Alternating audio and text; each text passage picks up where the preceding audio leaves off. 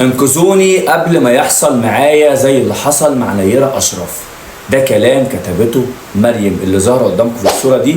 وطبعا قبل أي كلمة هنزلها طبعا أنا استأذنت منها إن أنا هنزل فيديو، بس أنا طبعا عشان ما أضيعش ولا كلمة لأن الكلام صعب جدا فبتمنى تسمعوا لي النهاية ويلا بينا.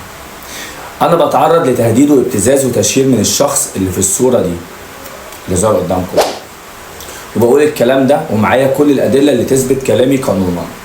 أنا كنت مخطوبة من حوالي سنة وتم فسخ الخطوبة بعد ما اكتشفت إن الشخص اللي كنت مرتبطة بيه إنسان مؤذي وغير سوي. بعد فسخ الخطوبة بدأت أتعرض لتهديدات وشتائم وابتزاز عن طريق رسائل واتساب ومكالمات صوتية، وكل ده معايا ومسجل. قدمت ضده محضر رسمي في شهر 9 سنة 2024 بعد ما استمر في إيذائي وطلب مني فلوس هو ووالدته، ومعايا أدلة كاملة بتثبت ده. بعدها تم التواصل معايا من والدته اللي طلبت مني أسحب المحضر ووعدت إنه مش هيتعرض لي تاني، وبالفعل ما كملتش الإجراءات. لكن فجأة وصلتني منه رسالة بيهددني فيها وبيقول عملتي لي محضر هوريكي أسود أيام حياتك واللي هيرحمك مني بس هو موتي.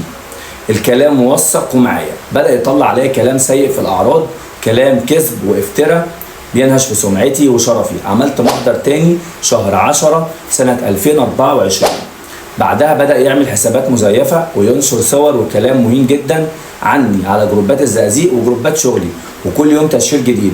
حتى قفل لي صفحة شغلي اللي أكل عيشي منها، وبعت لي الناس من الضرايب يؤذوني في لقمة عيشي. الأسوأ إنه نزل صوري على جروبات غير أخلاقية وكتب كلام